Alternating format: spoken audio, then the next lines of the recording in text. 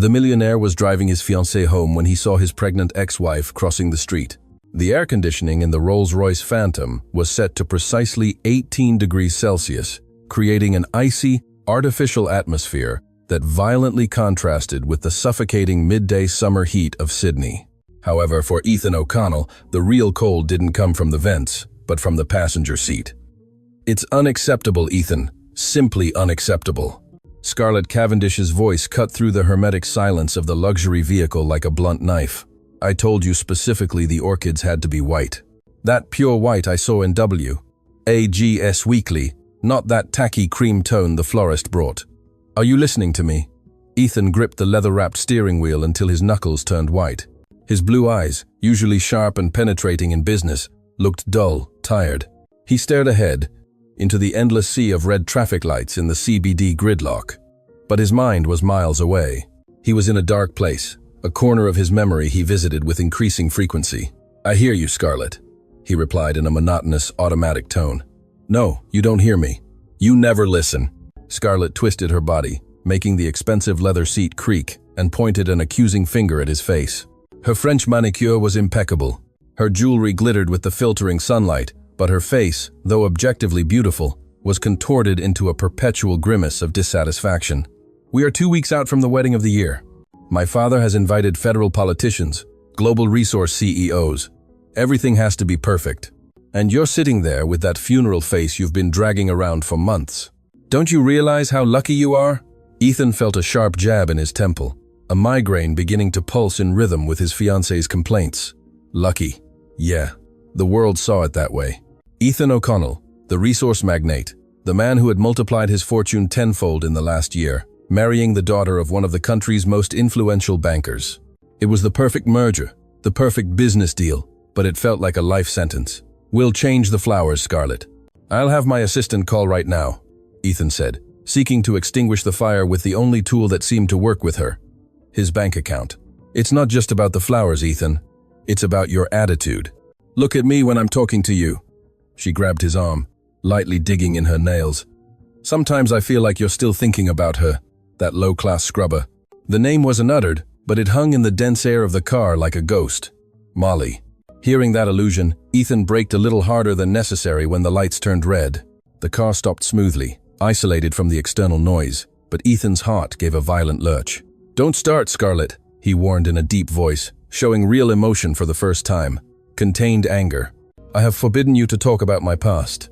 "But it's you! You bring her into the present with your silences!" she shrieked, ignoring his warning. "That woman cheated on you, Ethan. She was a nobody who just wanted your dough, and thank God and me you opened your eyes in time. You should be grateful to me every single day of your life," instead of Scarlett's voice, became a distant buzz. Suddenly, Ethan's world narrowed to a single focal point through the polarized glass of his left window. Traffic was at a standstill. The heat made the asphalt release visible waves in the air, and there, crossing between the stopped cars, navigating the danger with a mixture of bravery and desperation, was a figure Ethan would recognize even in the most absolute darkness. Time stopped, literally froze. It was Molly, but it wasn't the Molly he remembered from the photos locked away in his mental vault. That Molly wore bright colors and smiled with an innocence that lit up rooms. This woman, crossing the street, wore a faded blouse, jeans that had seen better days, and comfortable, flat walking shoes. Her brown hair, once full and glossy, was pulled back in a practical, messy bun, with strands plastered to her forehead by the sweat of effort. However, what made Ethan's blood run cold in his veins wasn't seeing her. It was what she was carrying. Clinging to her chest, via a humble, visibly used beige fabric sling, was life. Not one, but 2 small bundles, 2 small heads covered with simple bonnets that moved to the rhythm of her hurried steps. Ethan blinked, thinking the stress was causing him to hallucinate. He leaned forward, practically pressing his forehead to the wheel, ignoring Scarlett's shouts that continued to fill the cabin. Molly stopped for a second at the avenue's dividing line, adjusting the weight of the babies. She turned her head to check the traffic. For a fraction of a second, the sunlight illuminated her profile. She looked exhausted, with deep circles marked under her eyes, thinner than she should be, with the fragility of someone who sometimes skips a meal so there's enough for others. But in her gestures there was a fierce dignity, a protective strength that emanated from her like an invisible shield. "It can't be," Ethan whispered. His voice was strangled, broken. Scarlett, noticing he had stopped existing in the conversation, followed his gaze into the street. "What are you looking at?" she asked disdainfully, squinting. "That homeless woman? God, this city is getting worse and worse. They let anyone weave between the cars begging for handouts." The word homeless hit Ethan like a physical slap. "Shut up," he said. It wasn't a shout. It was a cold, lethal order. "Excuse me. What did you just, Ethan?" He didn't wait for logic. Social norms, traffic, the wedding, the investors, it all vanished. There was only that woman and the two small beings she carried on her back under the scorching sun. Without thinking, without planning, Ethan did the unthinkable. He took the safety off the doors. The metallic sound of the unlock resonated in the car. "Ethan, the light is about to turn green. What are you doing?" Scarlett's voice rose an octave, now tinged with panic and disbelief. He opened the door. The city noise rushed in. Horns, engines, shouts, real life. The heat invaded the air-conditioned refuge. "Ethan, are you mad?" Scarlett screamed, trying to grab his tailored suit jacket. "Get back here right now!" But he was already out. His Italian leather shoes hit the hot asphalt. He left the driver's door open, left the car running. He left the rich, perfect woman screaming hysterically. His legs moved on their own, running between the vehicles, dodging a motorcyclist who furiously honked at him. "Molly!" he yelled. The name tore from his throat, ripping away years of silence, pride, and lies. It was a desperate cry, charged with an urgency he didn't fully comprehend. About 10 meters away, the woman tensed. Her body went rigid, like an animal sensing a predator before seeing it. She didn't turn around immediately. She tightened her arms around the babies, protecting them, and quickened her pace towards the footpath. Ethan ran faster, ignoring the insults of the drivers trapped behind his abandoned car. Molly, the sound of her name, pronounced by that specific voice, acted as a heavy anchor preventing Molly from moving forward. She had reached the safety of the footpath, but her feet refused to take another step. Her heart hammered against her ribs so hard she feared it would wake the twins who were sleeping soundly against her chest, oblivious to the drama about to unfold. She closed her eyes for an instant, taking a gulp of hot, polluted air, praying it was an auditory hallucination caused by the exhaustion of double shifts. But then she felt the hand on her shoulder. It wasn't a rough touch, but a shaky, hesitant one. Molly turned slowly, defensively. Her hands instinctively rose to cover the babies' heads, creating a physical barrier between them and the world. And there he was, Ethan O'Connell, the man she had loved with every fiber of her being, the man who had thrown her out of his life almost a year ago, believing the worst slanders about her. He was panting, his hair messy from the run, his tie slightly askew, and an expression in his eyes she had never seen. Absolute panic mixed with painful hope. The contrast between the two was brutal, almost obscene. He was shining with the aura of success, smelling of expensive cologne and air conditioning. She felt small in her worn clothes, smelling of breast milk and the sweat of a hard day's work. "Molly," he repeated. His chest rose and fell agitatedly. His blue eyes swept over her face as if wanting to memorize every new line of expression, every trace of suffering he hadn't been there to witness. "Oh my God, Molly, is that you?" She raised her chin. Despite her poverty, despite the fear she had of this man's power, her dignity was intact. "What do you want, Ethan?" she asked. Her voice was firm, though low, so as not to disturb the children. "Your car is blocking traffic. Go back to your life." Ethan didn't seem to hear her. His gaze had descended. He no longer looked into her eyes. He was looking at the beige fabric sling. He was looking at the two bundles. His hands rose involuntarily, as if wanting to touch them, but stopped centimeters away, fearing she would pull away or scream. "What is this?" he whispered, his voice broken. Reality was hitting him with the force of a freight train.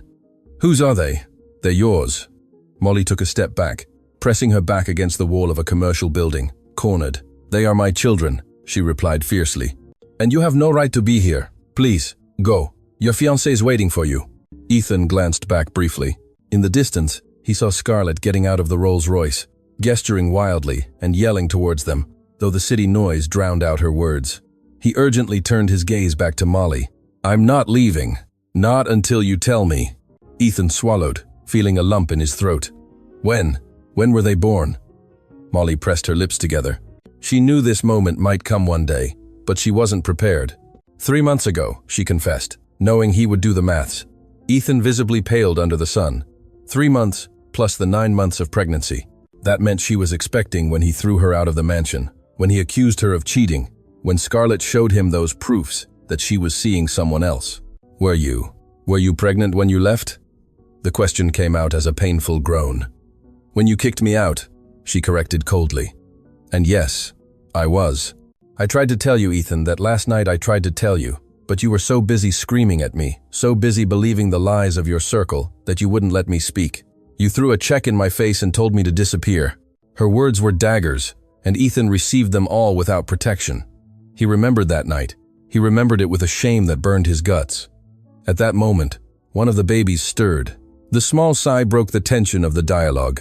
The little head on the right side turned. The bonnet slipped back a little. The baby opened its eyes. Ethan felt the ground disappear beneath his feet. He approached, ignoring Molly's resistance, and looked directly into the child's eyes. They were 2 deep sapphires, identical to his own, unmistakable. There was no more potent DNA test in the world than that look. That child had the shape of his eyes, the curve of his own nose when he was an infant. It was like looking into a mirror that reached back in time.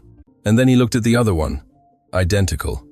2 peas in a pod, 2 perfect copies of him, cradled in the arms of the woman he had scorned. They're mine. It wasn't a question. It was an affirmation that shook the foundations of his existence. Tears filled Ethan's eyes, blurring the sight of his sons. Molly, they're mine. They have my eyes. Molly felt her own defenses crumble before his raw emotion, but the fear was stronger. Fear that he would take them. Fear that he would use his lawyers, his money, his influence. They are mine, Ethan, she said fiercely, covering the baby's face so it would stop looking at him.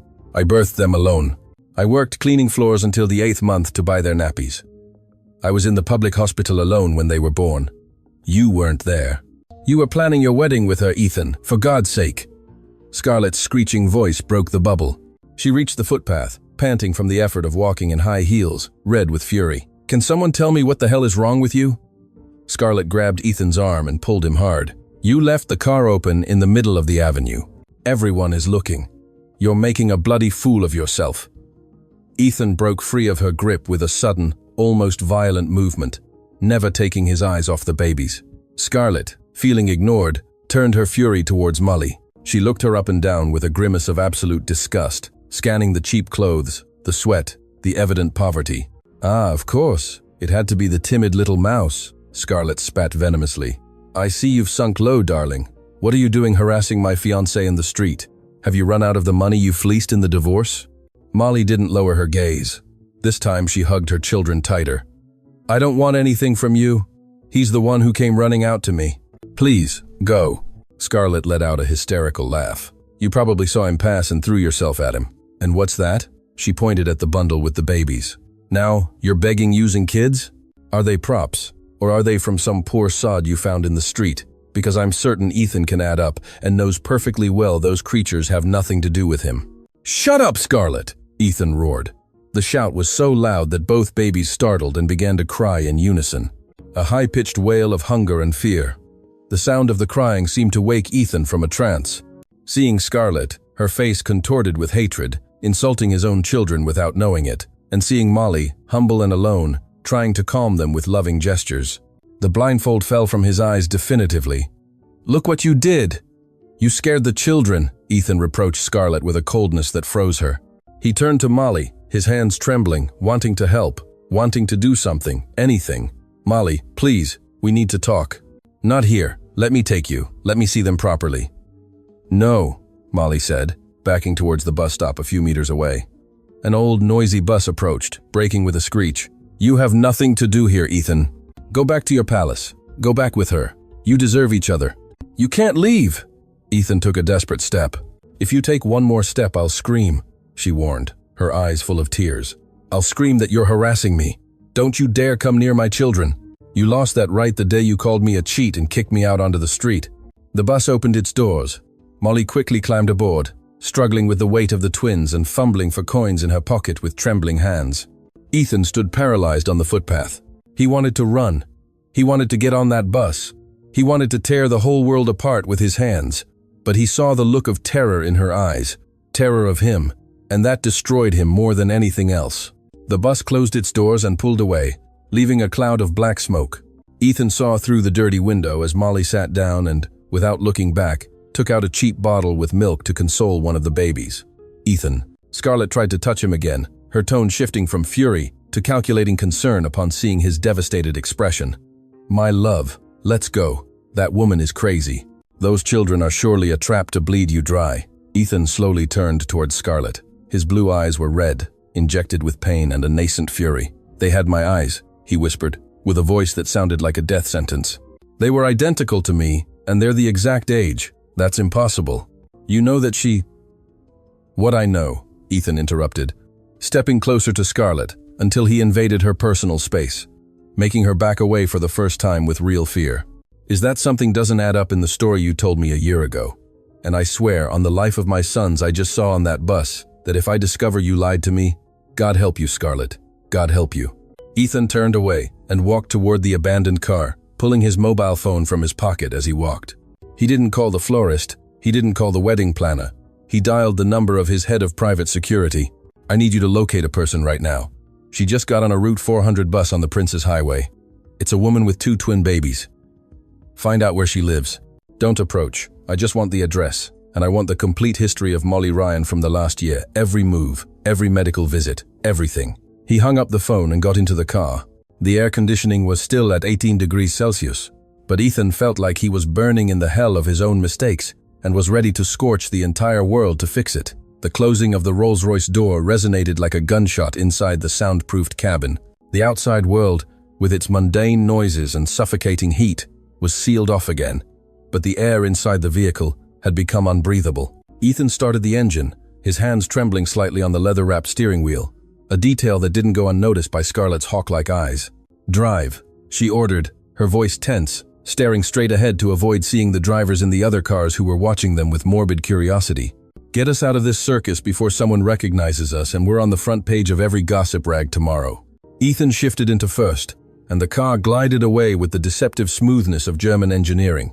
On the outside, they were the image of success, a golden couple in a $500,000 car. On the inside, they were 2 strangers on the verge of nuclear war. For the first 10 minutes, the silence was absolute. Only the barely perceptible hum of the air conditioning and Scarlett's agitated breathing could be heard as she frantically checked her phone, deleting comments or searching if anyone had tweeted about the incident. Nothing yet, she murmured to herself, locking the screen with a sharp tap of her acrylic nail. We were lucky. If my father finds out you got out of the car to chase your ex-wife in the middle of George Street… Shut up, Scarlett, Ethan interrupted. He didn't shout. His tone was low, grave, imbued with an existential fatigue that weighed on his bones. I don't want to hear about your father.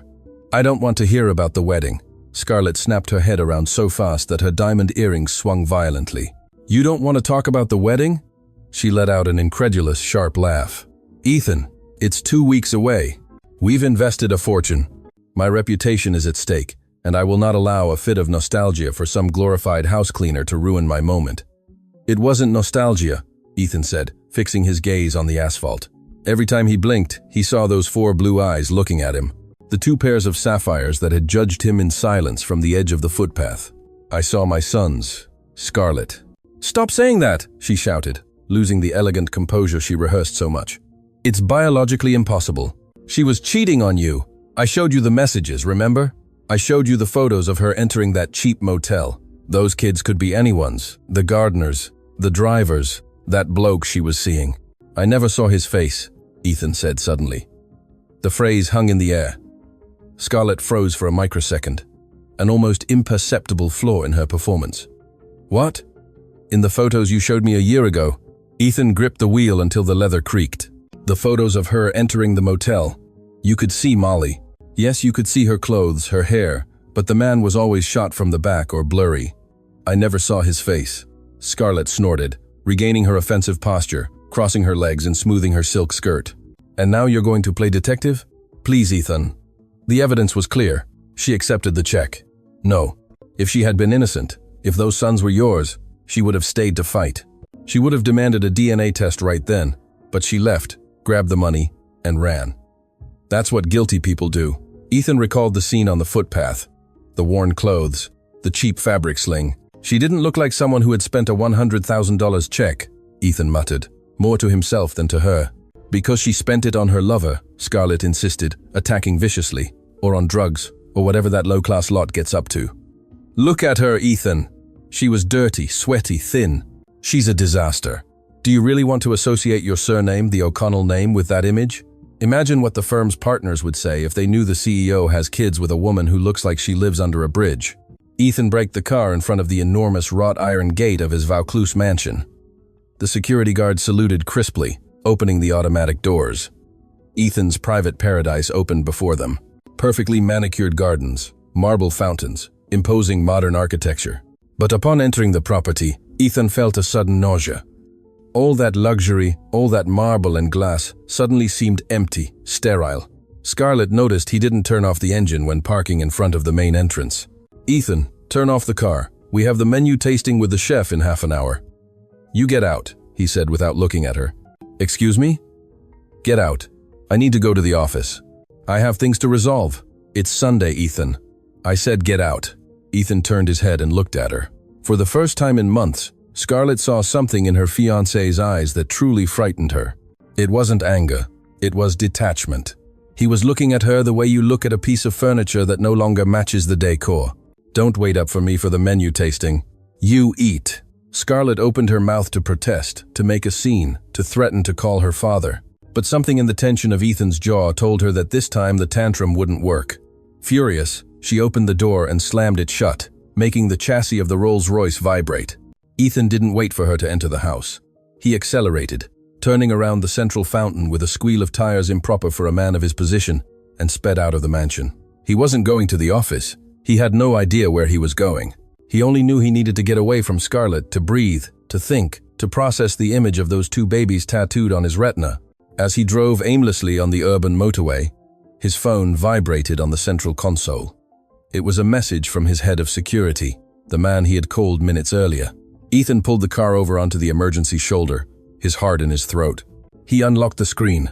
The message was brief, clinical, and devastating. Mr. O'Connell, located. Molly Ryan lives in a block of Housing Commission flats in Bankstown, Dr. Andrews Street, Flat 4, high-risk area. Preliminary medical history confirms birth of twins 3 months ago at Blacktown Hospital. Father's name not on birth certificate. Children registered only with mother's surname, Ryan. Awaiting instructions. Ethan dropped the phone onto the passenger seat. No, father. He covered his face with his hands, and for the first time in years, the great Ethan O'Connell wept. He cried with a guttural, choked sound, hitting the steering wheel again and again as cars zoomed past him, oblivious that inside that luxury car, a man was breaking into pieces upon realizing the magnitude of his mistake. On the other side of the city, the bus stopped with a hydraulic hiss, spitting black smoke onto the broken pavement. Molly descended carefully, shielding the heads of Leo and Mateo with her hands as if they were sacred chalices. Her arms were burning. The weight of 2 3-month-old babies plus the nappy bag was a constant physical punishment, but it was a pain she embraced with gratitude. They were her weight, her burden, her blessing. The neighborhood bore no resemblance to the area where Ethan had his mansion.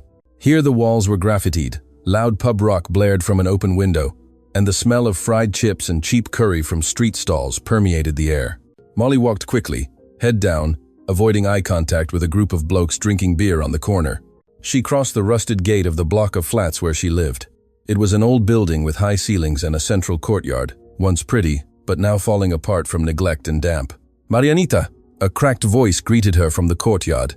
It was Nana Pat, her 70-year-old neighbor, who was sweeping the cracked cement floor. Seeing Molly's face, the old woman dropped the broom and approached quickly, limping. Love, what happened to you? You're pale as a sheet. Are the kids okay? Molly nodded, but her knees gave way. She let herself drop onto the first step of the common stairs, unable to take another step. I saw him, Nana Pat, she whispered, her eyes watery. I saw Ethan. The old woman instinctively crossed herself. Holy Mother, did he see you? Did he see the little angels? He saw them. He stopped us in the street. He wanted to touch them. Molly hugged the babies, who were starting to wake up and complain from hunger. It was horrible. He was with her. With the woman he left me for. He yelled at me, humiliated me in front of everyone. But he looked at them, and he knew the truth. I saw it in his eyes. Oh, my girl. Nana Pat sat down beside her and stroked her bony shoulder. That had to happen sooner or later. Blood calls. But don't be afraid. No one gets in here without the neighbors running them off with sticks. I'm scared he'll take them, Molly confessed, and her voice broke into a dry sob. He has all the money in the world, Pat. He has lawyers, judges, power. I have nothing. Look where we live. She pointed with her head towards her small room on the second floor, where water leaked when it rained. They'll say I'm not fit. They'll say I'm poor. Being poor isn't a crime, my girl. Being a bad mother is, and you are the best mother I've seen in years. Those children are chubby, clean, and full of love. That can't be bought with money. Molly wiped her tears with the back of her hand. She had to be strong. Leo began to cry harder, immediately followed by Mateo. The chorus of cries forced her to stand up. Maternal instinct crushed the panic. I have to feed them. I'm running out of formula, and it's still 3 days until payday. Go up then. I'll bring you up a plate of rice and beans I just made so you can eat. You're going to disappear if you keep going like this. Molly climbed the 3 flights of worn stairs, feeling every step in her tired legs. Upon entering her small apartment, a single room that served as bedroom, kitchen, and living room, reality hit her. There were no brand-name cots. There was a mattress on the floor where the 3 of them slept. There was a small table with an electric 2-burner hotplate. The baby's clothes were hung on a clothesline that crossed the room from side to side.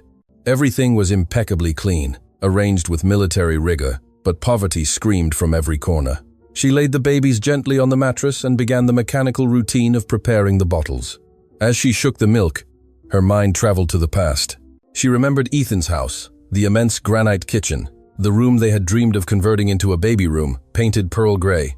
She remembered how Ethan caressed her belly those first few weeks before Scarlett's poison began to take effect. "You only want my money," he had yelled at her that last night. "I married you, taking you out of nowhere, and this is how you repay me. Shagging around with someone else." Molly looked at her sons, who sucked on the bottles eagerly. Their little hands closed into fists, their long, dark lashes identical to the father who didn't know them. "I won't let him hurt you," she promised to the stale air of the room. "I won't let that woman near you ever again." Meanwhile, in a minimalist office on the 40th floor of a Barangaroo skyscraper, Ethan was sitting in the dark.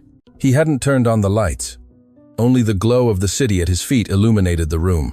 On his glass desk, he had emptied the contents of an old folder he had taken from his personal safe. It was the evidence. Ethan picked up one of the printed photos. It showed Molly entering a cheap motel. The date and time were printed in the bottom corner. He took out his phone and opened the gallery, searching obsessively. He scrolled back a whole year until he reached that specific date. That day, he was on a business trip in New York. Scarlett had stayed in the city to help Molly with some paperwork. Ethan brought the photo close to his eyes, squinting. Something in the image bothered him, the light, the shadows. He stood up and walked to a large monitor on the wall. He scanned the photo and digitally zoomed in. He enlarged the image on Molly's wrist. She was wearing a watch, a simple, black-strapped watch. Ethan felt a chill. He had given her that watch after that date. He gave it to her on her birthday, which was 2 weeks after the supposed infidelity. How could she be wearing a watch she didn't yet own on the date the security camera marked? "It's fake," Ethan whispered. His voice echoed in the empty office. "The date is manipulated." He began to review the printed text messages, Molly's supposed conversations with her lover, the language. Molly never used those words. She never wrote babe or my king. She was formal, sweet, even a little shy in her texts. Those messages seemed written by someone vulgar, or someone trying to sound vulgar. Ethan remembered the way Scarlett spoke to her domestic staff with disdain, assuming they were ignorant. Those messages are exactly what Scarlett thought a low-class woman would say. The fury he felt in the car transformed into something much more dangerous, a cold, calculating determination.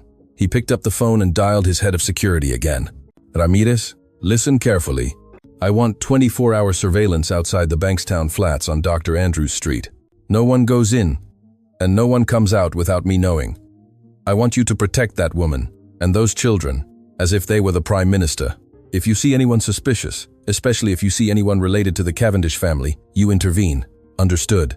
"Understood, sir. And you?" "I'm going over there," Ethan said, putting on his suit jacket.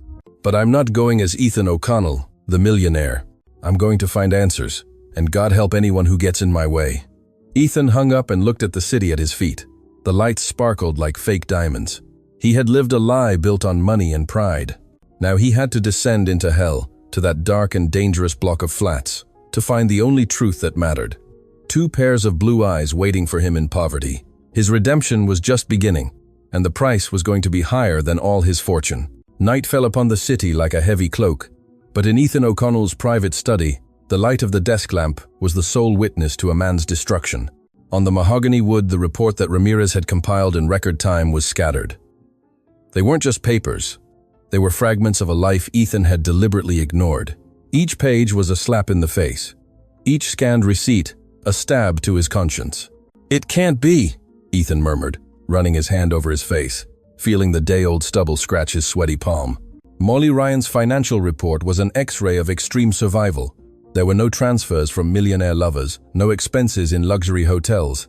What there were receipts from generic pharmacies, infant formula, size 1, nappies, pediatric paracetamol. There was a history of pawn shop visits. Ethan picked up a grainy photocopy. It was a receipt from Cash Converters, a popular pawn shop. Item: engagement ring, white gold and 2-carat diamond. Loan value: $5,000. $5,000. Ethan felt nauseous. That ring had cost him $500,000. She had flogged it for a fraction of its value. He looked at the date. It was 2 days before the birth.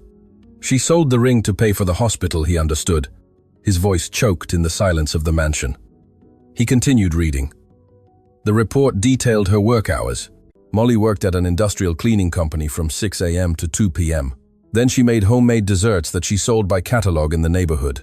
The surveillance report confirmed, female subject has no male visitors, leaves only for work and the local shop, spends 90% of time inside the dwelling with the minors. The study door burst open without warning. "Ethan, this is the limit." Scarlett entered in a fury, wearing a silk robe that cost more than Molly earned in a year. "You've been locked in here for 5 hours. My father has called 3 times asking why you didn't go to dinner. Can I know what you're reading?" Scarlett approached the desk with the intention of grabbing the papers, but Ethan was quicker. With a violent slap, he covered the file. The sound of the blow made Scarlett jump back in alarm. "Get out of here," Ethan said. His voice was unrecognizable. There was no trace of warmth, not even courtesy. It was the voice of a stranger. "Are you kicking me out of your study?" she asked, offended, crossing her arms. "Ethan, I'm your fiancée. In 2 weeks, I'll be your wife. You have to stop acting like a madman because of that." Ethan stood up slowly. His shadow was cast on the wall, immense and threatening. "I said, get out and close the door. If you come in again without knocking, I'm canceling the wedding tomorrow." The threat hung in the air, dense and real. Scarlett opened her mouth, closed her eyes, and for the first time in her life calculated that she was treading on landmines. Without another word, she turned and left, closing the door with exaggerated care. Ethan waited to hear her footsteps fade away. Then he took the keys to a black SUV used by the service staff, not his flashy sports cars. He took off his designer jacket, silk tie, and Patek Philippe watch. He searched a drawer for an old gray jumper and a baseball cap. He needed to see her, but not as the magnate. He needed to see the truth unfiltered. He drove towards the Bankstown flats. The journey was a literal descent, from the illuminated and safe Vaucluse to streets full of potholes and shadows. Upon reaching Dr. Andrews Street, the atmosphere was thick. There were police patrols with flashing lights, a couple of blocks back, and groups of young blokes on the corners. Ethan parked the SUV a half block from the flats, turned off the lights. His phone vibrated. It was Ramirez, who was in an unmarked car across the street. "Sir, I'm in position. The second-floor window facing the street is hers. The light is on." Ethan rolled down the window a few centimeters.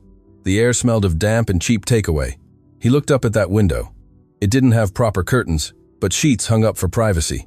A silhouette was outlined through the thin fabric. It was Molly. Ethan held his breath. The shadow moved from side to side. She was rocking something in her arms. She walked from one end of the small room to the other, again and again, in that eternal dance of mothers trying to calm a baby with colic. The image was hypnotic and heartbreaking. Ethan looked at his watch. It was 12 midnight. She should be sleeping to get up at 6. But there she was, awake, consoling her son. Suddenly, the silhouette stopped near the window. Ethan saw Molly pull the sheet back a little to let in air. He could see her face for an instant, illuminated by the yellowish light of a bare bulb hanging from the ceiling. She was emaciated. Her eyes had deep, dark circles. She wore an old t-shirt that was too big for her, but the way she looked at the bundle in her arms, Ethan had never seen an expression of such pure love in his life. Not even his own mother had looked at him like that. Molly kissed the baby's forehead and seemed to whisper something to him. Then she sat down in a plastic chair visible through the window and began to give him the bottle. Ethan felt his heart break in his chest. He remembered the life he had promised her, travel, nannies, comfort. And now he saw her there, sitting in a plastic chair, alone against the world. "What have I done?" he whispered in the darkness of the SUV. "My God, what have I done?" At that moment, he saw something else. Molly left the bottle on the table and rubbed her stomach with a grimace of pain. She opened the small fridge visible in the background. The interior light of the appliance revealed the truth. It was almost empty. There were only a couple of water bottles and what looked like a container of milk. She took out the bottle, hesitated for a moment, and then put it back without drinking. Priorities. The milk was for them, not for her. Ethan hit the steering wheel in frustration. He wanted to run out, climb those stairs, kick down the door, and fill that fridge. He wanted to take her out of there, but fear paralyzed him. The fear of her rejection. She had told him she would scream if he approached, and she was right. To her, he was the monster who had condemned her to that life. He decided he wouldn't sleep that night. He stayed there, watching her window, being the invisible guardian he hadn't known how to be when she needed him. The morning sun brought no relief, only harshly revealing the building's decay. Ethan had dozed for a couple of hours in the driver's seat, with a stiff neck and numb soul. At 5:45 a.m., he saw Molly leave. She carried the twins in the double sling, covered up to their noses. She walked quickly towards the downstairs neighbor's flat, Nana Pat's, where she apparently left them before going to work. Ethan waited for Molly to come out again, alone, this time running towards the bus stop. He watched her get on the public transport, losing herself in the tide of city workers. It was his opportunity. Ethan got out of the SUV. He wore the cap, pulled down to his eyebrows, and sportswear. He made sure Ramirez covered him from a distance. He crossed the street and entered the courtyard of the flats. The place smelled of soap and wet earth. There were cracks in the walls where stubborn weeds peeked out. In the center of the courtyard, a plaster Virgin Mary was surrounded by withered flowers. He headed towards the door where Molly had left the children. Before he could knock, the door opened. Nana Pat came out with a broom in her hand and an unfriendly expression. Seeing a strange man standing there, tall and athletic, her instinct went off. "What do you want?" The old woman barked, blocking the entrance with her small but firm body. "We're not buying anything, and we don't want to change electricity company." Ethan took off his cap, an automatic gesture of respect he had been taught since childhood. "Good morning, ma'am. I'm not here to sell anything. Then are you a debt collector? Because if you're here to collect from Molly, I already told the other bloke who came last week that she pays when she can. Leave her alone, you vultures." The old woman's fierce defense hit Ethan. Molly was surrounded by poverty, but also by a loyalty he didn't know in his world of corporate sharks. "I'm not a debt collector," Ethan said, lowering his voice. I'm an acquaintance from the past. I just want to know if she needs anything." Nana Pat squinted, scrutinizing him. Her old, wise eyes ran over his clothes, even if they were sportswear. The watch he no longer wore, but whose tan line remained on his wrist, and the posture of someone accustomed to giving orders. "An acquaintance," she repeated with suspicion. "If you were a good acquaintance, you'd know she needs everything, but she doesn't take charity from strangers. That girl is proud." "I know," Ethan said. He took a risk. "I know she had twins." Carmen's expression changed. From suspicion, it turned to a deep sadness, mixed with anger. "Oh yes, my little angels, Leo and Mateo. They're the light of this rundown building." Are they good babies?" Ethan asked, his voice trembling, hungry for any detail. Nana Pat sighed, leaning on the broom. "They're saints. They barely cry, as if they know their mum is tired. But they eat. They eat like new grinders. And poor Molly starves herself so they don't run out of formula." Ethan felt a knot in his throat. "And the father?" he asked. He needed to hear it. He needed someone else to tell him the truth to his face. Nana Pat's face hardened like stone. She spat on the ground, beside Ethan's expensive runners. "He's not a father. He's a soulless scumbag. An animal." Ethan endured the insult without flinching. He deserved it. "Why do you say that?" he insisted, masochistically. "Because he threw her out like a dog when she told him she was pregnant." Pat raised her voice, indignant. "She came here 6 months ago with a huge belly, crying, without a cent to her name. She told me he's a rich man, very important, who let his head be poisoned by a blonde witch he had nearby." Ethan closed his eyes for an instant. "Scarlett. She loved him, you know?" Pat continued, driving the stake deeper. even when she was delirious with fever after the birth, because she got an infection from not taking good care of herself. She called his name. "Ethan," she'd say. "Tell Ethan they're his." Ethan's world stopped. Molly had an infection. She had been sick, alone, calling his name in her delirium, while he was tasting wedding cakes and choosing table linens. "Does she still love him?" he asked in a whisper. Pat looked at him fixedly. There was a long silence. The old woman seemed to be putting a puzzle together in her head. She looked at Ethan's blue eyes. Then she looked inside her house, where the twins slept. Then she looked back at Ethan. Comprehension dawned on the old woman's face. Her eyes widened in surprise and then narrowed with renewed fury. "You," Pat whispered, taking a step back. "You have the same eyes." Ethan didn't deny it. He couldn't. "Mom, please, get lost," Pat screamed, lifting the broom like a weapon. "Shameless scoundrel! Bastard! You come here to see the misery you caused? You come to mock us? No!" Ethan raised his hands, not to defend himself, but to plead. "I came to fix it. I swear. I didn't know. I didn't know the truth. They lied to me." "A man who loves his wife isn't lied to that easily," Pat shouted at him. A universal truth that hit Ethan harder than any physical blow. "You didn't have faith in her, and now you come here with your clean clothes and your remorseful face. Get lost before I call the neighbors. We look out for each other here." From inside the house, a baby's cry erupted, startled by the shouting. Then the second one. The sound of his son's crying paralyzed Ethan. Pat lowered the broom and rushed inside. "I'm coming, my kids, I'm coming! The bad man is leaving now!" Pat slammed the door in Ethan's face, making the frame tremble. Ethan was left alone in the courtyard. The bad man. That's how his sons would know him. That was his label. He leaned against the peeling wall, breathing heavily. The visit had not given him peace. It had given him a sentence. The excuse of, "I didn't know," no longer worked. Pat was right. He had chosen to believe the lie because it was easier, because his wounded male pride was stronger than his love. But then he heard something through the closed door. In the open window. He heard Pat talking to the babies while calming them. "Shh, shh. My life. Don't cry, Mateo. Don't cry. Look at what beautiful eyes you have. Just like that silly bloke out there." Ethan stayed put. He didn't leave. He moved closer to the window, pressing himself against the wall so as not to be seen. He saw Pat holding one of the babies. The child, Mateo, had calmed down and was looking towards the window as if sensing his father's presence. It was a moment of impossible connection. Ethan raised his hand and touched the dirty glass just at the height of the baby's little hand, which was waving on the other side. "I'm going to get you back," Ethan swore in a whisper, with a determination that burned his veins. "Even if I have to live in this courtyard, even if I have to crawl, I'm going to destroy whoever did this to us, and I'm going to spend the rest of my life earning your mother's forgiveness." At that moment, his phone vibrated again. It was a message from Scarlett. "I hope your tantrum is over. Tomorrow we have the appointment with the solicitor for the prenuptial agreement. Don't be late." Ethan looked at the message and felt a cold, lethal calm. "I won't be late," he said aloud, putting the phone away. "In fact, it will be the most important appointment of your life, Scarlett, but not for the reason you think." He turned and left the block of flats. He no longer walked like a defeated man. He walked like a man with a mission. Sadness had turned into strategy, pain into fuel. The war had begun, and Ethan O'Connell never lost a war. Ethan spent the next 24 hours in a state of feverish wakefulness. He didn't return to the Vaucluse mansion, except for a quick shower and a change of clothes, while Scarlett was at her pre-wedding spa session.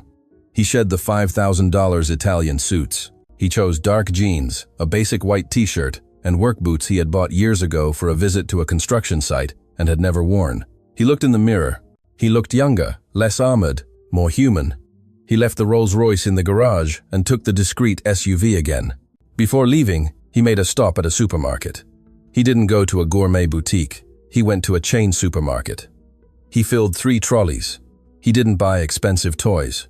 He bought bulk nappies, cans of the formula he saw in the report, fresh vegetables, meat, fruits, water jugs. He bought survival with dignity. He arrived at the Bankstown Flats on Dr. Andrews Street at 6 p.m., just as the sun began to tinge the city's smog orange. He knew, thanks to Ramirez's report, that Molly finished her shift at 5 and took an hour on public transport. He waited in the dark hallway next to the faded door of flat number 4. The neighbors passed by and looked at him suspiciously, but Ethan's posture, firm yet humble, with his head bowed, dissuaded them from intervening. At 6:15, he heard slow steps climbing the stairs. They were heavy steps of someone carrying the weight of the world. Molly appeared around the bend in the hallway, carrying the twins in the front sling and plastic bags of cleaning materials she probably managed to take from work in each hand. Her hair was plastered to her forehead, and her gaze was fixed on the ground. When she looked up and saw him standing next to her door, she dropped the bags. The sound of plastic bottles hitting the cement echoed in the hallway. Fear instantly crossed her face. She took a step back, instinctively shielding the babies' heads. "I told you not to come," she whispered, her voice trembling with panic. "I will scream. Nanapad is downstairs. Don't scream, please." Ethan raised his hands open, showing empty palms. There were no checks, no lawyers, no threats. "I didn't come to fight, Molly. I didn't come to take anything." "Then what are you doing here?" Her eyes scanned his simple clothes, surprised by the lack of ostentation. "Go away, Ethan. You don't belong here. You'll get dirty." "I don't care about getting dirty," he said with gentle intensity. "I came to bring this." He pointed towards a corner of the hallway where he had discreetly stacked boxes of nappies and bags of food. Molly looked at the supplies. Her stomach involuntarily rumbled, betraying her pride. She had had tea and bread for 2 days so the children's formula would last.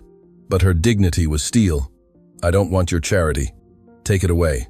"It's not charity, it's maintenance," Ethan corrected, taking a slow step toward her, respecting her space. "And it's not for you, it's for them. They have my eyes, Molly, they have my blood. You can hate me. You have every right in the world to hate me until the day I die. But you can't punish them for my mistakes. Don't let them go hungry because of me." Molly felt tears sting her eyes. The mention of hunger was a low blow, but accurate. She could endure, but what if her milk dried up from lack of food? "Why now?" she asked, her voice broken. "Why now, Ethan? When I looked for you, when I begged you to listen to me, you slammed the door in my face. You called me a tart." Ethan felt his knees weaken. The pain in her voice was worse than any physical punishment. "Because I was an idiot, a blind, arrogant fool. I was made to believe things. I saw photos, Molly. Photos of you entering a motel. Messages that were supposedly yours." Molly frowned, confused between pain and surprise. "What photos?" I was working double shifts at the cafe when you were traveling. I never went to any motel, and I lost my phone 2 weeks before you kicked me out." The final piece of the puzzle clicked audibly in Ethan's mind. "Scarlett," he murmured. "She found your phone. She fabricated the messages." "She always hated me," Molly said, wiping a furious tear with her shoulder. "She never could stand that you married the cook's daughter. But you should have trusted me. We were husband and wife, Ethan. I know. And I'm going to spend the rest of my life paying for that mistake. But please." Ethan looked up at her, his eyes wet. "Let me see them. Just see them. I'm not going to take them away. I swear on my father's memory that I won't try to take them. I need to know they're real." Silence stretched in the hallway. One of the babies, Matteo, let out a small coo. Molly looked at Ethan kneeling, defeated, stripped of his arrogance. She saw the man she had fallen in love with, not the monster who kicked her out. With a sigh that emptied her soul, Molly nodded slightly and took out the keys. "Just a moment, and if you try anything funny, I'll scream." She opened the door. The smell of damp and confinement hit Ethan, mixed with the sweet aroma of baby powder. He entered behind her, carrying the boxes of nappies as if they were the most valuable treasure in the world. The apartment was tiny, a single room. Ethan felt moral claustrophobia. His sons lived here, in this room that was smaller than his shoe closet. Molly placed the babies gently on the mattress on the floor. She began to remove their bonnets and coats. "This is Leo," she said, pointing to the one on the left who had a small mole on his chin. "And this is Matteo." Ethan approached the mattress, feeling gigantic and clumsy in that fragile space. He sat on the floor, not caring about the dust. The 2 babies were awake, waving their little hands in the air. Ethan extended a trembling finger toward Matteo. The baby, by sheer reflex, grasped his father's large finger and squeezed it with surprising strength. The electrical contact ran down Ethan's spine. It was a shock of pure reality. His son was holding him.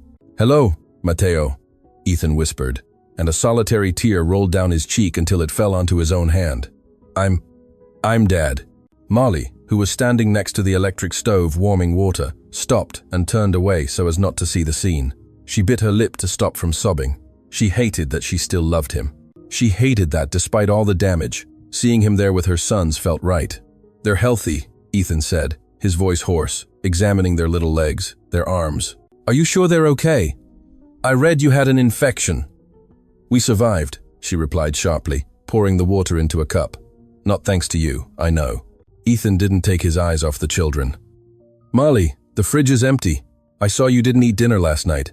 She turned abruptly, defensively. "You were spying on me." "I was watching over you from the street. I couldn't sleep thinking you were here."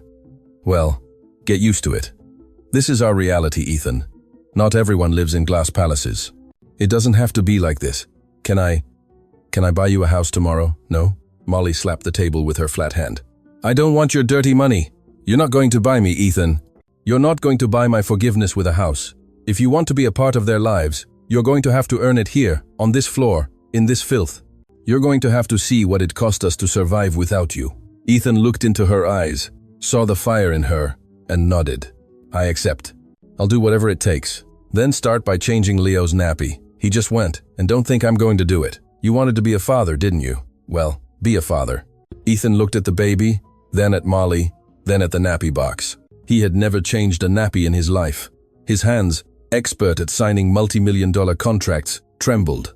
"All right," he said, rolling up his shirt sleeve. "Show me." Over the next 4 days, Ethan O'Connell lived 2 parallel lives, separated by a social chasm, but connected by his own fractured psyche, from 9 a.m. to 5 p.m. He was the same Ethan, the relentless CEO, the perfect fiancé. He attended meetings, reviewed balance sheets, and accompanied Scarlett to the final wedding preparations. But it was an Oscar-worthy performance. "Let's sign this quickly. I have a conference with Tokyo in an hour," Ethan said at the solicitor's office, without even reading the prenuptial agreement that Scarlett's lawyer handed him. Scarlett smiled triumphantly, in her impeccable cocktail dress, believing she had won. "See, my love? Everything is in order. My father is so happy we overcame that little incident on the street," she said, caressing his hand. Her touch felt cold, like a snake's. "Yes, overcome," Ethan replied, signing with strong strokes. In his mind, he wasn't signing a prenup. He was signing the financial death sentence of the Cavendish family. He had secretly ordered his auditors to review every transaction Scarlett's father's bank had made with his company. He was putting together a file that would destroy them. But he needed time. He needed them to be complacent. At 5:30 p.m., the transformation occurred. Ethan disappeared, turned off his main phone, and turned on a burner phone.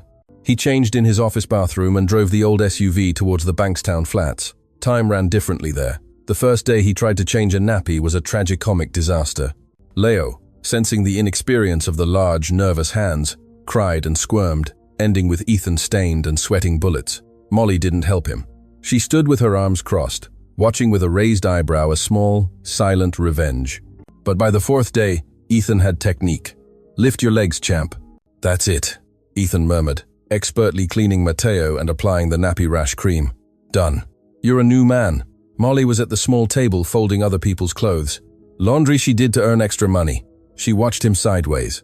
She saw how the most powerful man she knew sat on the floor for hours, shaking cheap rattles, making silly noises with his mouth to coax a smile from the twins. She saw him repairing things. On the 2nd day, Ethan arrived with a toolbox. Without a word, he fixed the dripping tap that had been driving her crazy at night. Then he fixed the wobbly leg of the table. Then he installed a new, secure lock on the door, because he said the old one could be opened with a puff of air. He didn't bring luxuries. He brought utility. He brought security. That afternoon, the heat in the apartment was unbearable. There was no ventilation. The babies were restless, whimpering and sweating. Ethan got up, wiping the sweat from his forehead with his forearm. "This is an oven, Molly. They can't sleep like this. It's what we've got, Ethan. The fan broke a month ago." Ethan said nothing. He left the apartment. Molly thought he had had enough, that the heat and discomfort had finally broken his resolution as a poverty tourist. She felt a pang of disappointment that made her angry with herself. But 20 minutes later, Ethan returned. He was carrying a large box. It was a portable air conditioner. He installed it in the window in silence. He turned it on. The soft hum filled the room, and little by little, the cool air began to displace the suffocating heat. The babies, feeling the thermal relief, calmed down almost instantly and closed their eyes. Molly looked at Ethan. He was standing in front of the unit, receiving the cool air on his face with his eyes closed. He looked exhausted. The dark circles under his eyes were almost as dark as hers. Leading a double life was consuming him. "Thank you," she said. It was the first kind word she had directed at him in a week. Ethan opened his eyes and looked at her. There was an intensity in his gaze that took her breath away. "Don't thank me. It's the least I can do." "Why do you keep coming?" she asked, lowering her voice so as not to wake the children. "You've seen they're okay. You've brought them food. You have a wedding in a week. You have a perfect life waiting for you. Why do you come here to sweat?" Ethan crossed the small room in 2 strides and stopped in front of her. They were close. She could smell his natural scent, no longer covered by expensive perfumes, but by the smell of work and effort. "Because my perfect life is a lie, Molly. Because every minute I spend in that office or with her, I feel like I'm dying inside. The only time I truly breathe is when I walk through that rusted gate." He raised his hand, hesitating, and with an almost imperceptible touch, brushed away a strand of hair that fell over her face. "I'm not going to marry her," Ethan confessed. Molly tensed. "Don't be silly. The invitations have been sent. I saw it in the magazines they sell at the corner stall." "It's a trap," he whispered. "I'm waiting for the moment. I need definitive proof of what she did. I need her to confess or make a mistake, and when she does, I'm going to destroy her, and I'm going to recover what I lost." "What did you lose?" Molly asked with a thread of a voice, knowing the answer but afraid to hear it. "You," Ethan said, his voice an open wound. "I lost my family. I lost my home. This place." He looked at the peeling walls, the dripping tap, and the heat. "This place feels more like home than my 1,000 square meter house, because you are here." Molly felt her defenses crumble. She wanted to believe him. God, how much she wanted to believe him. But fear was a persistent animal. "Ethan, don't play with me. If you leave, if you disappear again, I won't be able to handle it. This time you'll kill me. Look at me." He took her hands. His hands were large, warm, and firm. "I'm never going to leave again. I swear on Leo and Matteo. I just ask you for patience. Hold on a little longer. The storm will break soon, and when it passes, I want us to be on the same side." At that moment, Ethan's burner phone vibrated in his pocket. He ignored it, but it vibrated again with insistence. He took it out in frustration. It was a message from Ramirez. "Red alert, sir. Scarlett Cavendish just left her house. Her GPS indicates she's heading towards the city center, towards the Bankstown area. I think she knows something." Ethan pallid. The newly installed air conditioner suddenly seemed insufficient to cool the terror that ran down his back. "What's wrong?" Molly asked, sensing the change in his energy. "She's coming here," Ethan said, putting the phone away. "Scarlett is coming here." Molly brought her hands to her mouth. "How does she know?" "I don't know. Maybe she followed me. Maybe I made a mistake." Ethan looked around, calculating. "You have to leave right now. Take the children." "Leave? Where to?" "I have nowhere to go. You have to get out of here before she arrives. Scarlett is dangerous when cornered. I don't want her near the children."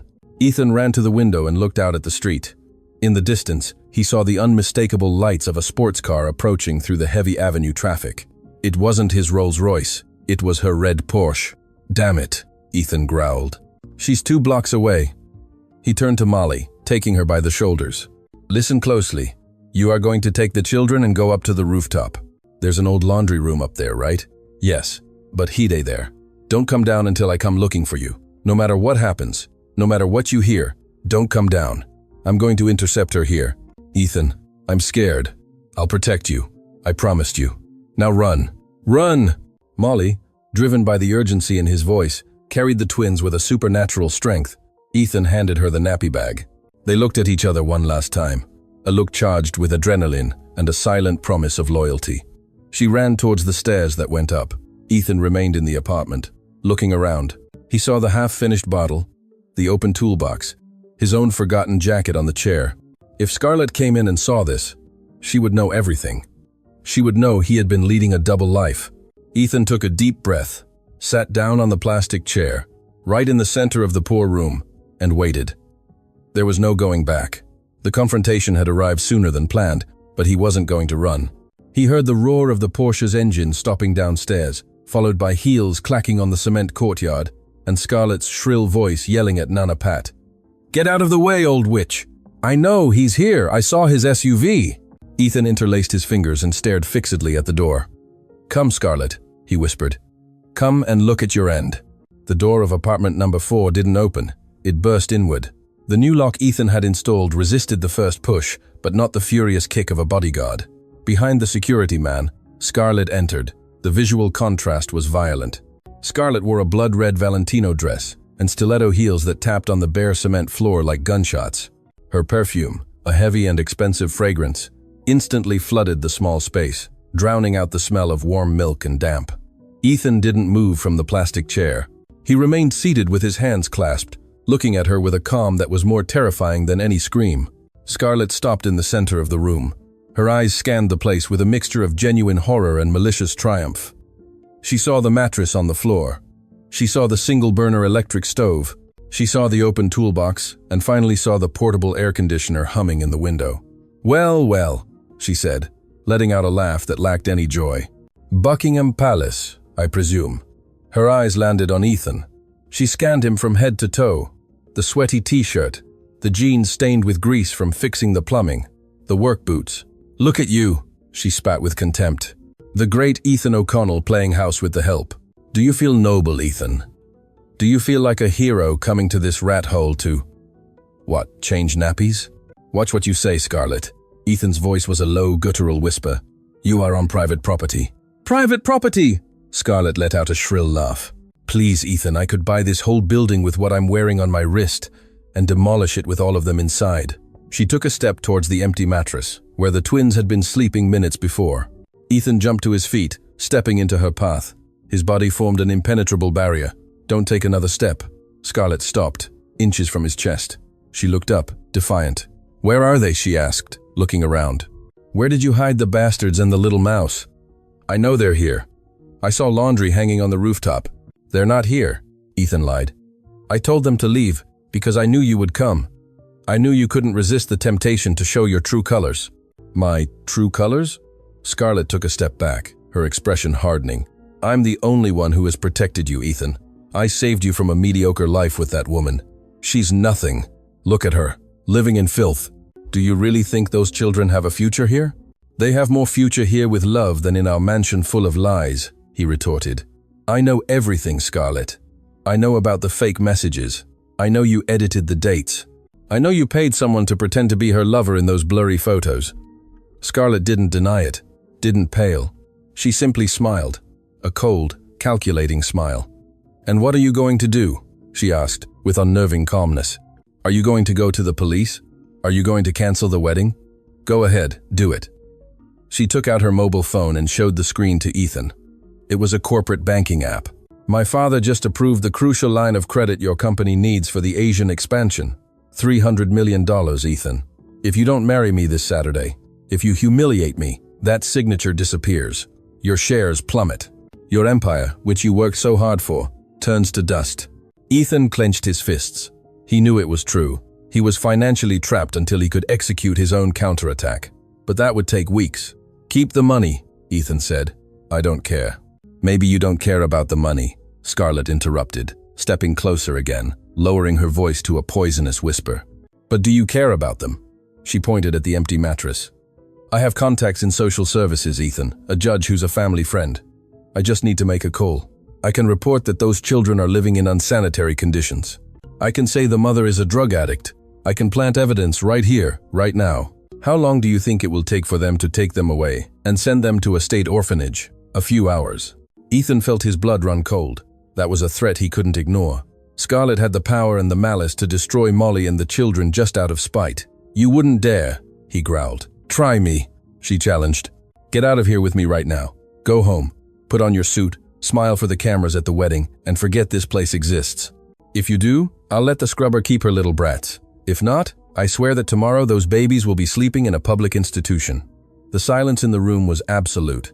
Upstairs, in the rooftop laundry room, Molly had her hand covering Leo's mouth, who was starting to sob, while tears streamed down her own face. She heard everything through the open skylight. She heard how the man she loved was being blackmailed with the lives of her children. Ethan looked at Scarlett. He saw the psychotic determination in her eyes. He knew he had to yield. He needed time to get Molly and the children out of the country, or hide them better. He couldn't fight this battle today. "All right," Ethan said with a dead voice. Scarlett smiled triumphantly. "I knew you'd see reason.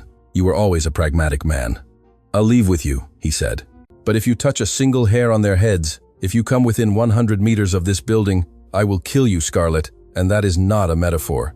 "Come on, darling, the car is waiting," she said, ignoring the threat, turning around and walking towards the door with the air of a queen.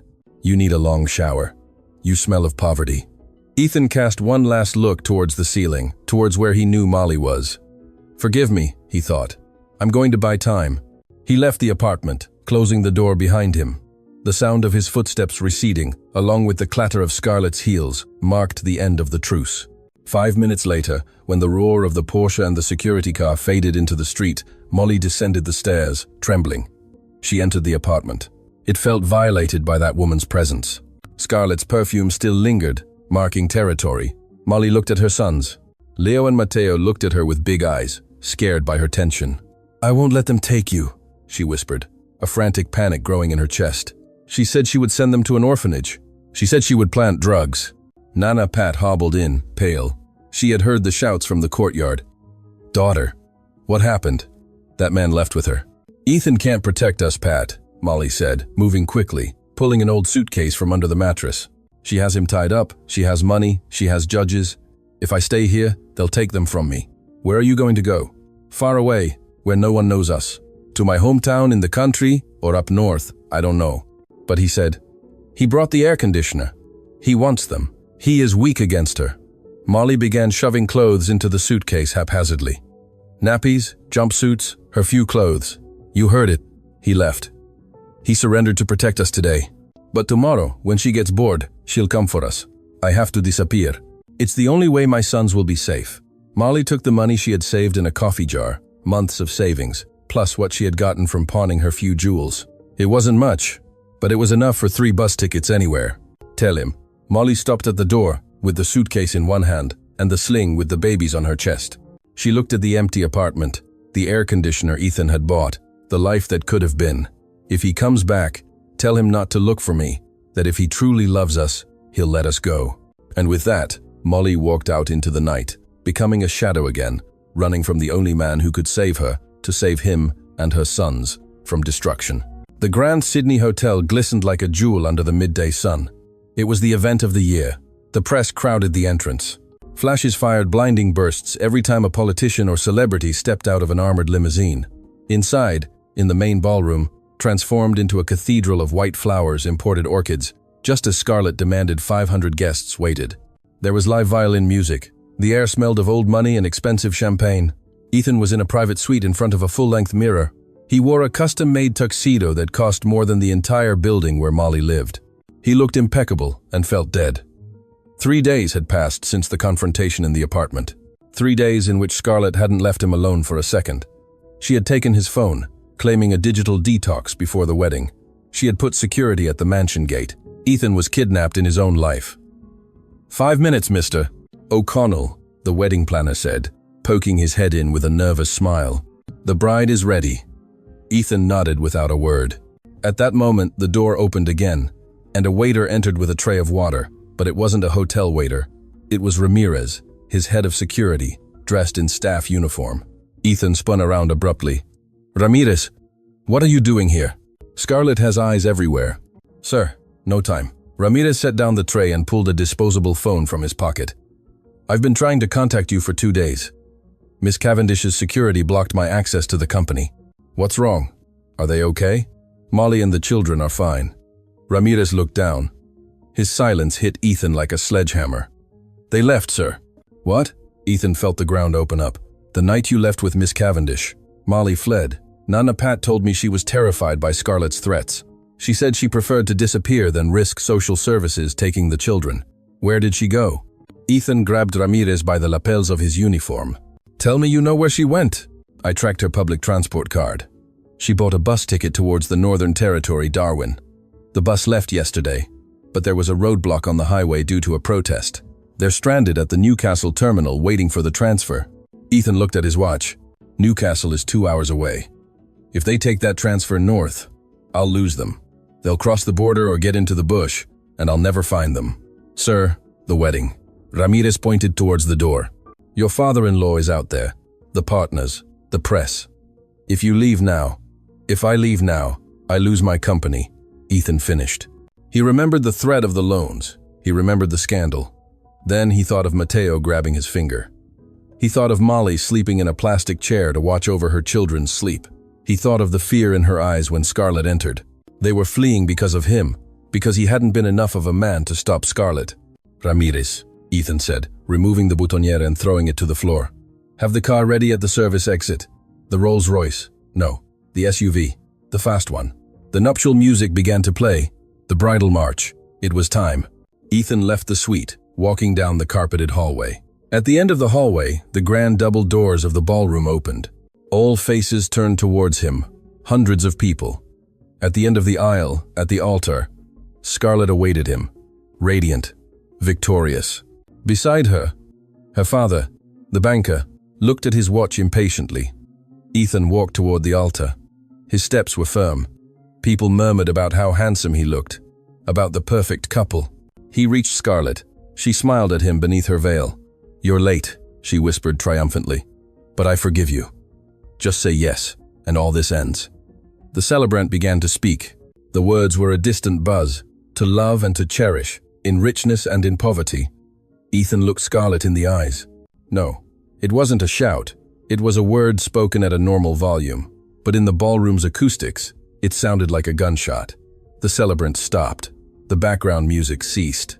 A deathly silence fell over the room. "What did you say?" Scarlett asked, her frozen smile turning into a grimace of confusion. "I said no." Ethan turned toward the celebrant's microphone and took it. "I cannot marry you, Scarlett, because I love my wife." A murmur of shock ran through the crowd. "Are you crazy?" Scarlett's father hissed, stepping forward. "You're ruined if you do this. I'll sink you." Ethan looked at him with absolute coldness. "Sink me. Keep the company. Keep the money, but you won't keep my life." Ethan turned back to Scarlett one last time. "Tell them the truth, Scarlett. Tell them you fabricated the DNA evidence. Tell them you threatened to put my sons in an orphanage." "Shut up," she screamed, losing control, lunging to grab the microphone. "You're delusional." Ethan let go of the microphone, which fell to the floor with a sharp feedback noise that made everyone cover their ears. "I'm going to find my family," Ethan declared without waiting for an answer. He turned and ran. He ran down the central aisle, ignoring the hands that tried to stop him, ignoring the camera flashes that were now capturing the fall of the O'Connell empire. He ran faster than he had ever run in his life. He burst out of the hotel into the blinding light of the street.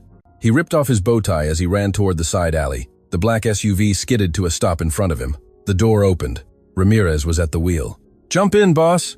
Ethan leaped into the moving vehicle. "To Newcastle," he yelled, hitting the dashboard. "And don't stop for anything or anyone." The SUV accelerated, leaving behind the luxury, the reputation, and the lie. Ethan looked in the rearview mirror as Scarlett's father ran into the street, shouting, with security guards behind him. But it was too late. The wolf had broken free of the gold chain. "Hold on, Molly," Ethan whispered, praying to a god he hadn't believed in until recently. "Don't get on that bus. Wait for me." The climax of his life was not at an altar. It was at a dirty bus terminal, 200 kilometers away, where a woman and 2 babies were about to disappear forever. The SUV's speedometer read 180 kilometers per hour. The asphalt of the Pacific Motorway, M1, between Sydney and Newcastle, was devoured beneath the wheels like an endless black ribbon. Inside the vehicle, the silence was dense, broken only by the engine's roar and Ethan's ragged breathing. He had ripped off his tuxedo jacket and thrown it to the back seat. His white, custom-made Italian designer shirt was soaked with sweat and open at the neck, revealing the tension of his throat muscles. "Sir, we're 10 minutes away," Ramirez announced, his hands steady on the wheel, navigating around semi-trailers with surgical precision. "But I have an alert on the police scanner." Ethan abruptly turned his head. "What is it?" "Report of vehicle theft and kidnapping." "Kidnapping? The Cavendish family doesn't waste time. They've reported that you were taken from the hotel against your will, probably to justify to the press why the groom fled. They're trying to save face and, incidentally, detain you. If a patrol car stops us, it's over." "Don't stop," Ethan ordered, looking at the horizon where the lights of Newcastle were already visible. "Don't stop until we're inside that terminal. If they try to stop us, I'm getting out and running." "Understood, boss." "Hold on." Ramirez floored the accelerator. Meanwhile, at the Newcastle bus terminal, the air smelled of burnt diesel and cheap fast food. The noise was deafening announcements over loudspeakers. People dragging suitcases, children crying. On a cold metal bench near platform 4, Molly was rocking the double sling. Leo and Matteo were asleep, exhausted from the journey and the heat. She wasn't. She watched every passing face with her heart in her throat. Passengers for bus 502, bound for Darwin with a stop at Catherine. Please board at platform 4. Departing in 5 minutes. The announcement sounded like a sentence. Molly stood up. Her back ached, her legs ached, but fear was a powerful engine. "Come on, my loves," she whispered. "A little more, and we'll be far away, where no one will find us." She picked up the old suitcase with one hand, adjusted the weight of the babies on her chest, and walked towards the line. She handed her ticket to the driver, an older man with a tired mustache. "Watch your step, Mum," the man said, seeing the load she was carrying. Molly placed one foot on the bus step. That's when she heard the screech. It wasn't the sound of a bus, but of tires violently skidding on the pavement of the passenger drop-off area, followed by shouts and horns. Molly turned her head instinctively. Through the terminal's glass doors, she saw chaos. A black SUV had mounted the footpath, nearly hitting a newsstand. The passenger door flew open before the vehicle fully stopped. A man ran out. He wore tuxedo trousers, an unbuttoned white shirt, and… no, it couldn't be. "Molly!" Ethan's shout cut through the noise of the terminal like thunder. He ran, pushing the automatic doors open with force, ignoring a security guard who tried to stop him. Molly felt panic paralyze her. No, him meant Scarlett was coming next. It meant they would take her sons. "Close the door!" Molly screamed at the bus driver, stumbling up the steps. "Please, close it! They're chasing me!" The alarmed driver pulled the lever. The pneumatic doors began to hiss shut. "No!" Ethan roared. He reached the platform just as the doors were about to seal. He thrust his hands between the rubber seals, using his brute strength to stop the closure. The driver halted the mechanism for safety. Ethan forced the door open and took the first step, panting, his face red and hair soaked. They met face to face on the narrow bus steps. Don't go," Ethan pleaded. "It wasn't an order, it was a desperate plea. Please." Molly backed up, shielding the babies with her arms, cornered against the aisle. "Leave me alone," she cried, and this time the tears broke through in her voice. "Go back to her. I won't let you take them. Tell your lawyers to go away." "There are no lawyers, Molly. There's no her. There's no wedding." Ethan raised his hands to show he was unarmed, that he had no papers, just his presence. "I left her. I left her at the altar. I walked out." Molly looked at him, incredulous. She scanned his disheveled clothes, the lack of a ring, the desperation in his blue eyes. "You're lying. It's another trick. She told me. She told me she would destroy me. She can't do anything to you." Ethan took a step, but stopped upon seeing her trembling. "I'm here." I ran. "I left the company. I left the money. I left everything. I just want you not to take my sons away." Suddenly, a commotion behind Ethan on the platform made everyone turn their heads. "There he is! Stop him!" It wasn't the police. It was Scarlett. She had arrived in the red Porsche, which was badly parked behind Ramirez's SUV, its engine smoking from the speed. She entered the platform like a hurricane of fury, followed by 2 of her private bodyguards and, unfortunately, by a couple of police officers she had managed to convince at the entrance. Scarlett was still wearing the wedding dress, but the hem was dirty with grease and grime. The veil was torn. The perfect makeup had run from the tears of rage, giving her a grotesque, almost horror movie appearance. "Get off that bus, Ethan!" she shrieked, her voice echoing throughout the terminal. People pulled out their phones, hundreds of cameras pointing at the spectacle. "You're a thief! You stole from me, and you're kidnapping those children!" Molly paled. The nightmare was coming true. "Officers, arrest her too!" Scarlett screamed, pointing a trembling finger at Molly. "She's an accomplice. That woman is a prostitute who brainwashed him." Ethan saw absolute terror in Molly's eyes. He saw her flinching, expecting the final blow, and something broke inside him. The last vestige of his old diplomatic, controlled personality vanished. Ethan jumped off the bus, landing on the platform, like a human barrier between the police and his family. "No one touches my wife," Ethan bellowed. The word wife resonated, startling the police for a second. Scarlett let out a hysterical laugh. "Wife? I am your wife. We had a contract. There was one signature missing. That servant is nothing." Ethan walked towards Scarlett. Her bodyguards tried to intervene, but Ramirez appeared out of nowhere, standing beside his boss, ready for a fight. The intensity in Ethan's gaze made the bodyguards themselves hesitate. Ethan stopped in front of Scarlett. "It's over. Scarlett, you don't have power here anymore. We are not in your hotel. We are not in your bank. We are in real life." He turned toward the crowd, toward the phones recording, toward the police. "Do you want to know the truth?" Ethan shouted, pointing at Scarlett. "This woman fabricated DNA evidence. She made me believe my children weren't mine. She blackmailed a poor mother, threatening to have her babies taken away using her influence if she didn't disappear." A murmur of outrage ran through the terminal. People began to jeer. "You're lying!" Scarlett screamed, but her voice wavered against the hostility of the crowd. "I'm not lying." Ethan turned toward the bus, extended his hand to Molly, who was standing at the open door, watching the scene. "Molly, come out! Let them see you! Let them see who you called a prostitute!" Molly hesitated, but she saw Ethan defending her like a lion. She saw him putting his body and his reputation on the line for her. She slowly descended the steps, with the twins in her arms. Her clothes were humble. Her face was bare, but she had a dignity that Scarlett's $10,000 dress couldn't buy. Ethan stood beside her and wrapped a protective arm around her shoulders. "These are my sons," Ethan said to the police in a firm voice. "They have my blood, and this woman is the mother of my children, the only woman I have ever loved. I made a mistake leaving her, and I almost lost my soul for money. But today I choose the truth." He looked Scarlett in the eyes. "You can keep the company. You can sue me for breach of contract. You can take every last cent from me, but never, ever again will you threaten my family. If you go near them, it won't be the lawyers who stop you, it will be me." Scarlett looked around, saw the cameras, saw the contempt on the faces of the strangers. She saw that Ethan held that poor woman with a pride he had never shown with her. Her narrative crumbled. "You're an idiot!" she spat, but there was no strength in her voice anymore, only bitterness. "You'll be a nobody. You'll be poor, just like her." "Maybe," Ethan replied, looking at Molly and the babies, who watched him with big, calm eyes.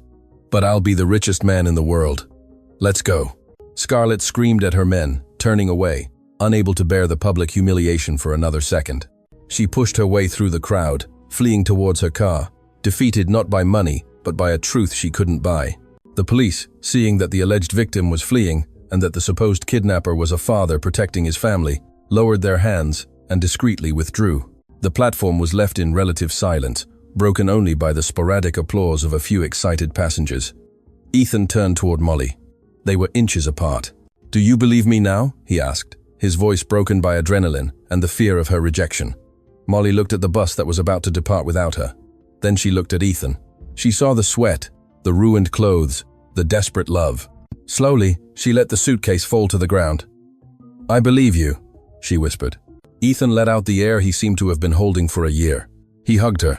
He hugged Molly and the twins in a single block, burying his face in the crook of her neck, crying unashamedly in front of hundreds of strangers. "Let's go home," he said.